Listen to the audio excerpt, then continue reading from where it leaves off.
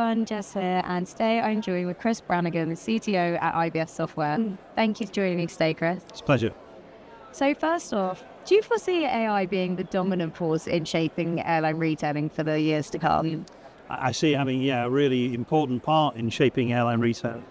Airline retailing is changing significantly, particularly with the emergence of the offer and order drive, right? Airline retailing is no longer going to be traditionally driven through the GDSs, and so will be a lot more offers available to customers. And so using Gen AI, we can be a lot more personal about what we offer people and how we present those offers.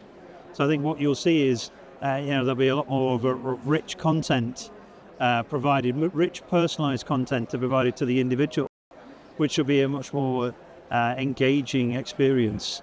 So very much so, I think it'll have a big impact. Absolutely, and of course, AI itself isn't new, but why is its effectiveness increased so much in recent times?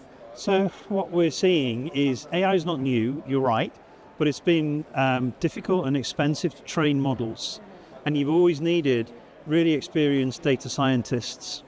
So what's actually happened over the last couple of years is that the price of computer hardware has dropped, and the power of the processors has massively increased.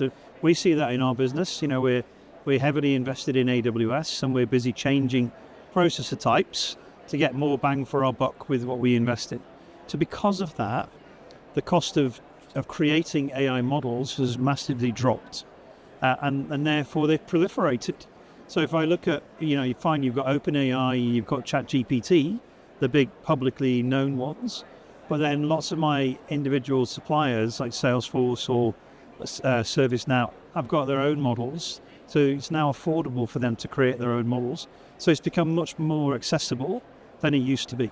So you'll see a lot more of it because it's more prevalent and it's continuing to evolve. So what you see today will be very, very different in 2 years from now.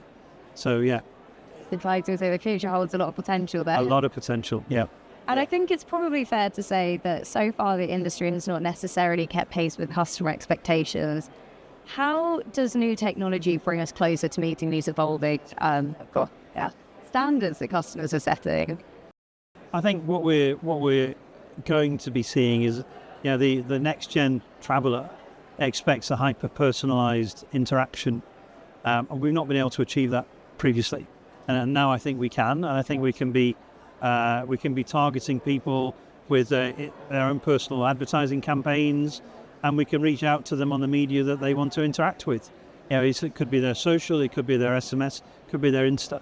So we're able to talk to them directly and how they want to engage with us.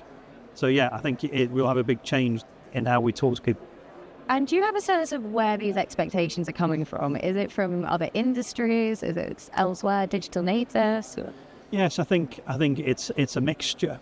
My kids are in their 20s these days. They don't interact with social media the way I would. So so we have to be aware of where the Gen Z are interacting and how they're working and operating. And you see that coming through. It's coming. I guess other industries are in the forefront, and aviation is behind and catching up. But so if you look at retailing, it's way ahead of where we are today. But aviation is also getting there.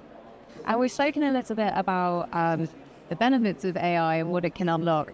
But what about the challenges? So what are the key challenges to integrating these into the industry, and how are you guys proactively addressing it?